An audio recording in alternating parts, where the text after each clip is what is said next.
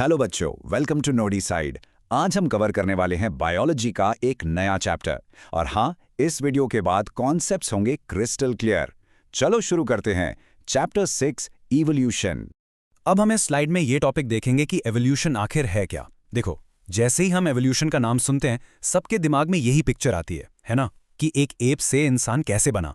But trust me, it's so much more than that. Evolutionary biology असल में इस धरती पर लाइफ फॉर्म्स की हिस्ट्री की स्टडी है।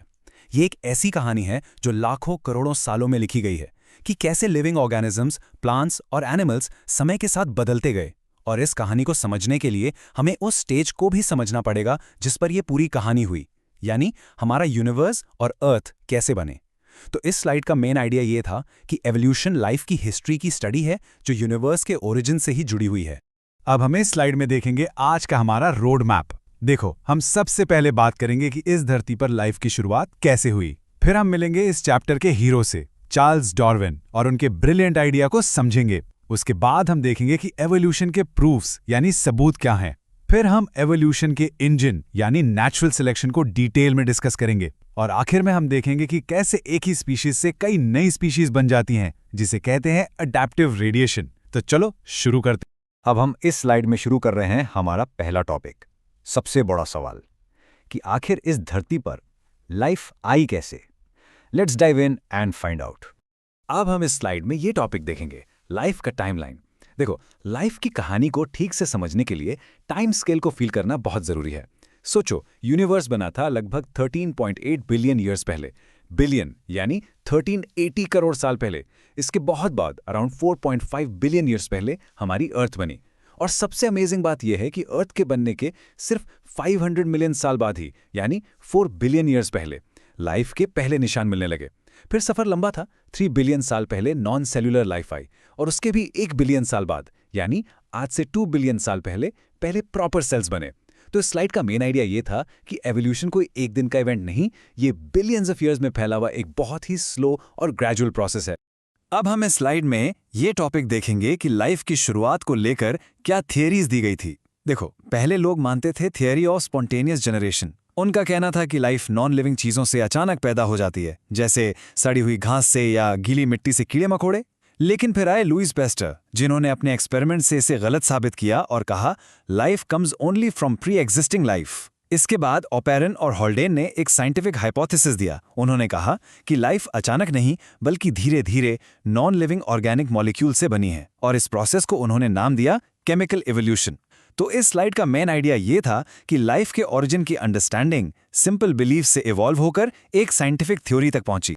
अब हम इस स्लाइड में देखेंगे मिलर यूरे एक्सपेरिमेंट। देखो, ओपेरन हाल्डेन की थ्योरी तो बहुत अच्छी थी, पर साइंस सबूत मांगती है, राइट।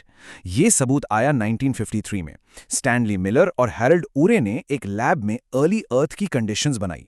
सोचो, एक फ्लास्क में उन्होंने मीथेन, अमोनिया, हाइड्रोजन जैसी गैसेस ली, हाई टेम्परेचर रखा और आसमान की बिजली जैसा इफेक्ट देने के लिए इलेक्ट्रिक स्पार्क्स दिए। और पता है क्या हुआ? कुछ ही दिन बाद उन्होंने देखा कि उस फ्लास्क में अमीनो एसिड्स बन गए। अमीनो एसिड्स यानी लाइफ के बिल्डिंग ब्लॉक्स। ये एक जबरदस्त एक्सपेरिमेंट था जिसने साबित किया कि हाँ, लाइफ के बेसिक कंपोनेंट्स सिंपल केमिकल से नेचुरली बन सकते हैं। तो इस स्लाइड का मेन आइडिया ये था कि केमिकल एवोल्यूशन का पहला एक्सपेरिमेंटल प्रूफ मिलर यूरे ने दिया। अब हम इस स्लाइड में एंटर कर रहे हैं चैप्टर के सबसे इंपॉर्टेंट सेक्शन में, एक इंसान जिसने लाइफ को देखने का हमारा नजरिया हमेशा के लिए बदल दिया, चार्ल्स डार्विन। अब हम इस स्लाइड में ये टॉपिक देखेंगे कि डार्विन के टाइम पर लोग क्या मानते थे और डार्विन ने क्या कंक्लूजन दिया। उस वक्त थियरी ऑफ स्पेशल क्रिएशन बहुत पॉपुलर थी। ये कहती थी कि सारी स्पीशीज जैसी आज हैं उन्हें वैसा ही बनाया गया था, इनमें कोई चेंज नहीं होता और अर्थ सिर्फ 4000 साल पुरानी है। लेकिन डार्विन ने अपनी जर्नी में जो देखा उसके बेसिस पर उन्होंने एक रेवोल्यूशनरी, एकदम अलग आइडिया दिया। उन्होंने कहा कि लाइफ स्टैटिक नहीं है बल्कि डायनामिक है, हमेशा बदलती रहती है। आज की सारी स्पीशीज आपस में रिलेटेड हैं, उनके एंसेस्टर्स कॉमन थे, और ये सब एक बहुत लंबे करोड़ों अरबों सालों के टाइम पीरियड में हुआ है। तो इस स्लाइड का मेन आइडिया ये था कि डार्विन का साइंटिफिक व्यू पुराने रिलीजियस बिलीफ से बिल्कुल अलग और डायनामिक था।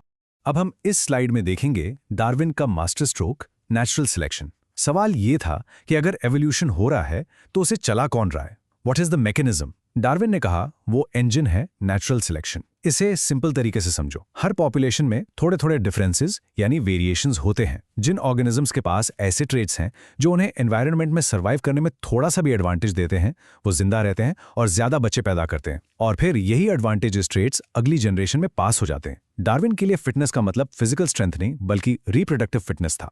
सिंपल भाषा में, जो जिंदा रहकर ज्यादा बच्चे पैदा करेगा, नेचर उसे सिलेक्ट करेगी। तो इस स्लाइड का मेन आइडिया ये था कि नेचुरल सिलेक्शन ही एवोल्यूशन का मैकेनिज्म है जिसमें नेचर फिटेस्ट इंडिविजुअल्स को सिलेक्ट करती है। अब हम इस स्लाइड में ये टॉपिक देखेंगे, एवोल्यूशन के सबूत। डार्विन की थ्योरी पावरफुल थी, लेकिन साइंस एविडेंस मांगती है। तो चलो अब हम देखते हैं एवोल्यूशन के कुछ सॉलिड प्रूफ्स जिनको कोई नकार नहीं सकता। अब हम इस स्लाइड में देखेंगे होमोलॉगस ऑर्गन्स। ये एवोल्यूशन का एक बहुत ही स्ट्रॉन्ग एविडेंस है। देखो, होमोलॉगस ऑर्गन्स वो होते हैं जिनका बेसिक ब्लूप्रिंट यानी उनका एनाटॉमिकल स्ट्रक्चर सेम होता है, लेकिन उनका फंक्शन अलग अलग होता है। ऐसा क्यों? क्योंकि उन सब ने वो ब्लूप्रिंट एक कॉमन एंसेस्टर से इनहेरिट किया है। इस प्रोसेस को हम कहते हैं डाइवर्जेंट एवोल्यूशन। जैसे एक पॉइंट से अलग अलग रास्ते निकलते हैं, डाइवर्ज होते हैं, बिल्कुल वैसे ही एक कॉमन स्ट्रक्चर जरूरत के हिसाब से अलग अलग फंक्शंस के लिए मॉडिफाई हो गया। तो इस स्लाइड का मेन आइडिया ये था कि सेम स्ट्रक्चर डिफरेंट फंक्शन हमेशा एक कॉमन एंसेस्टर और डाइवर्जेंट एवोल्यूशन की तरफ इशारा करता है। अब हम इस स्लाइड में देखेंगे होमोलॉगस ऑर्गन्स का एक क्लासिक एग्जाम्पल। स्क्रीन पर ध्यान से देखिए, ह्यूमन का हाथ, चीता का पैर, व्हेल का फ्लिपर और बैट का विंग। इनके फंक्शंस देखो कितने अलग हैं, पकड़ना, दौड़ना, तैरना और उड़ना। लेकिन अब इनके अंदर की हड्डियों का पैटर्न देखो। सब में एक अपर आर्म बोन है जिसे ह्यूमरस कहते हैं, फिर 2 फोरआर्म बोन्स हैं, रेडियस और अल्ना, फिर रिस्ट बोन्स, कार्पल्स और आगे फिंगर बोन्स। पैटर्न बिल्कुल सेम है। ये इस बात का जोरदार सबूत है कि इन सब का एंसेस्टर एक ही था, जिसके पास ये बेसिक फोलिम डिजाइन था जो बाद में अलग अलग जरूरतों के लिए मॉडिफाई हो गया। तो इस स्लाइड का मेन आइडिया ये था कि मैमल्स के फोलिम्स उनके कॉमन एंसेस्ट्री को ब्रिलियंटली इलस्ट्रेट करते हैं। अब हम इस स्लाइड में देखेंगे एनालॉगस ऑर्गन्स। ये होमोलॉगस का बहुत उल्टा है। एनालॉगस ऑर्गन्स वो हैं जिनका फंक्शन तो सेम है, लेकिन उनका एनाटॉमिकल स्ट्रक्चर या ऑरिजिन बिल्कुल अलग है, और इसीलिए ये कॉमन एंसेस्ट्री नहीं दिखाते। ये रिजल्ट है कन्वर्जेंट एवोल्यूशन का। इसे ऐसे सोचो कि अलग अलग एवोल्यूशनरी रास्तों पर चलने वाले ऑर्गेनिजम्स एक जैसे एनवायरनमेंट में रहने की वजह से एक जैसे सॉल्यूशंस पर कन्वर्ज हो गए, मतलब उन्होंने सिमिलर फंक्शंस के लिए स्ट्रक्चर्स इंडिपेंडेंटली इवॉल्व किए। तो इस स्लाइड का मेन आइडिया ये था कि different structures same function convergent evolution का रिजल्ट है। अब हम इस स्लाइड में देखेंगे एनालॉजी के कुछ एग्जाम्पल्स। बटरफ्लाई और बर्ड के विंग्स दोनों उड़ने के काम आते हैं, पर एक का स्ट्रक्चर मेम्ब्रेन से बना है और दूसरे का हड्डियों और फेदर्स से बिल्कुल अलग। ऑक्टोपस और इंसान की आंख दोनों देखने के काम आती हैं, पर उनका इंटरनल स्ट्रक्चर कंप्लीटली डिफरेंट है। अब आते हैं सबसे इंपॉर्टेंट एविडेंस पर, बायोकेमिकल एविडेंस। जब हम अलग अलग स्पीशीज के डीएनए, आरएनए और प्रोटीन्स को कंपेयर करते हैं तो हमें जबरदस्त सिमिलैरिटीज मिलती हैं। हमारा जेनेटिक कोड ऑलमोस्ट यूनिवर्सल है। ये इस बात का अल्टीमेट प्रूफ है कि अर्थ पर सारी लाइफ आपस में रिलेटेड है। तो इस स्लाइड का मेन आइडिया ये था कि एवोल्यूशन के सबूत एनाटॉमी से लेकर मॉलिक्यूल्स तक हर लेवल पर मिलते हैं। अब हम इस स्लाइड में देखेंगे नेचुरल सिलेक्शन इन एक्शन।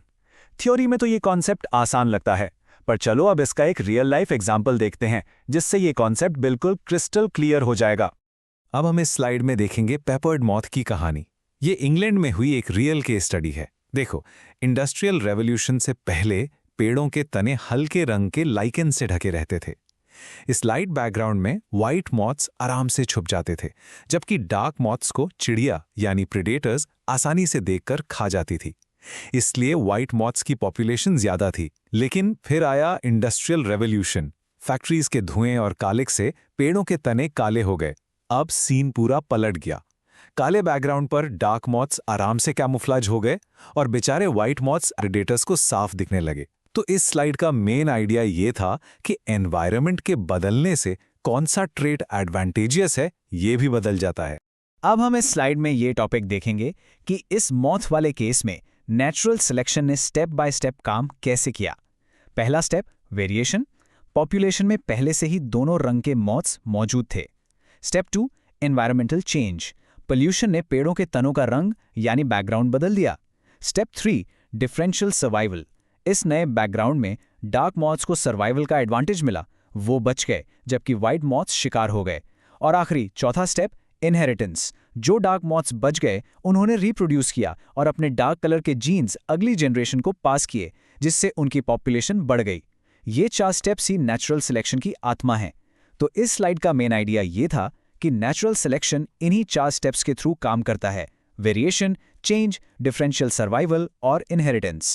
अब हम इस स्लाइड में ये टॉपिक देखेंगे कि इवोल्यूशन सिर्फ पास्ट की या डायनासोर्स की बात नहीं है। हम इसे आज भी अपनी आंखों के सामने होते हुए देख रहे हैं। इसे कहते हैं इवोल्यूशन बाय एंथ्रोपोजेनिक एक्शन, यानी इंसानों की वजह से होने वाला इवोल्यूशन। सबसे बेस्ट एग्जाम्पल है एंटीबायोटिक रेजिस्टेंस। जब हम एंटीबायोटिक्स लेते हैं तो ज़्यादातर बैक्टीरिया मर जाते हैं, पर कुछ नेचुरली रेजिस्टेंट बैक्टीरिया बच जाते हैं। यही सर्वाइवर्स मल्टीप्लाई करते हैं और सुपरबग्स की एक पूरी पॉपुलेशन बना देते हैं। सेम चीज़ पेस्ट के साथ होती है जब हम पेस्टिसाइड्स यूज़ करते हैं। ये natural selection on fast forward है। तो इस स्लाइड का मेन आइडिया ये था कि इवोल्यूशन कोई स्लो पास्ट का प्रोसेस नहीं है, ये आज भी हमारी दुनिया को शेप कर रहा है। अब हम इस स्लाइड में आगे बढ़ते हैं। हमने ये तो समझ लिया कि स्पीसीज चेंज कैसे होती हैं, लेकिन एकदम नई स्पीसीज बनती कैसे हैं? एक से इतनी सारी अनेक स्पीसीज कैसे बनती हैं? इसके लिए हम समझेंगे हमारा आखिरी टॉपिक। अब हम इस स्लाइड में देखेंगे एडैप्टिव रेडिएशन। इसे एक एवोल्यूशनरी एक्सप्लोजन की तरह सोचो। इमेजिन करो कि एक एंसेस्ट्रल स्पीशीज एक नए जियोग्राफिकल एरिया में पहुंचती है जहां बहुत सारे रिसोर्सेज हैं और कंपटीशन कम है। तो उस एक सिंगल स्पीशीज से अलग अलग ज़रूरतों के लिए अडैप्ट होकर बहुत सारी नई स्पीशीज रेडिएट होती हैं, बिल्कुल एक पॉइंट से निकलती हुई किरणों की तरह। हर नई स्पीशीज एक अलग लाइफस्टाइल के लिए स्पेशलाइज्ड हो जाती है। तो इस स्लाइड का मेन आइडिया ये था कि एडैप्टिव रेडिएशन एक एंसेस्टर से वैरायटी ऑफ स्पीशीज बनने का एक रैपिड एवोल्यूशनरी प्रोसेस है। अब हम इस स्लाइड में देखेंगे अडैप्टिव रेडिएशन का सबसे फेमस एग्जाम्पल, डार्विन्स फिंचेस। जब डार्विन गैलापागोस आइलैंड्स पहुंचे तो उन्होंने देखा कि वहां अलग अलग तरह की फिंचेस यानी चिड़ियां हैं, पर सब आपस में काफी मिलती जुलती हैं। उन्होंने रियलाइज किया कि ये सारी वैरायटीज एक ही एंसेस्ट्रल फिंच से इवॉल्व हुई हैं। अलग अलग आइलैंड्स पर फूड सोर्स अलग था, तो कुछ फिंचेस ने कीड़े खाने के लिए, कुछ ने सीड्स तोड़ने के लिए और कुछ ने फ्रूट्स खाने के लिए अपनी बीक्स यानी चोंच को स्पेशलाइज्ड टूल्स की तरह अडैप्ट कर लिया। एक ही डिजाइन से इतनी सारी अलग अलग तरह की चोंच बन गई। तो इस स्लाइड का मेन आइडिया ये था कि डार्विन्स फिंचेस की बीक्स अडैप्टिव रेडिएशन का एक परफेक्ट एग्जाम्पल हैं। अब हम इस स्लाइड में देखेंगे अडैप्टिव रेडिएशन का एक और बेहतरीन एग्जाम्पल, ऑस्ट्रेलियन मार्सूपियल्स। ऑस्ट्रेलिया में एक ही एंसेस्ट्रल मार्सूपियल्स से बहुत सारी अलग अलग तरह की स्पीशीज इवॉल्व हुई और उन्होंने वो सारे इकोलॉजिकल रोल्स ले लिए जो बाकी दुनिया में प्लेसेंटल मैमल्स करते हैं, जैसे घास खाने के लिए कैंगरू, पेड़ों पर रहने के लिए कोआला, शिकार करने के लिए टैस्मेनियन वुल्फ। ये ऐसा है जैसे एक ही टीम के प्लेयर्स ने फील्ड की सारी अलग अलग पोजीशंस ले ली हों। ये भी अडैप्टिव रेडिएशन का एक टेक्स्ट बुक एग्जाम्पल है। तो इस स्लाइड का मेन आइडिया ये था कि एक एंसेस्टर से अलग अलग एनवायरनमेंट में अलग अलग स्पीशीज डेवलप हो सकती है। तो अब हम इस चैप्टर के आखिर में आते हैं। अब हम इस स्लाइड में इस सवाल पर सोचेंगे। हमने सीखा कि एवोल्यूशन एक स्टोकेस्टिक प्रोसेस है। इसका मतलब है कि ये चांस म्यूटेशंस और एनवायरमेंटल प्रेशर्स पर बेस्ड है। इसका कोई पहले से तय गोल या डायरेक्शन नहीं होता। तो अगर ये सब चांस का खेल है तो ये अर्थ पर लाइफ के फ्यूचर के बारे में क्या बताता है, और इसमें हम इंसानों का फ्यूचर भी शामिल है। इस पर सोचना जरूर। अगर आपको ये वीडियो हेल्पफुल लगी हो तो लाइक करिए, शेयर करिए अपने दोस्तों के साथ, चैनल को सब्सक्राइब करिए और कमेंट करके जरूर बताइए आप नेक्स्ट कौन सा चैप्टर देखना चाहते हो।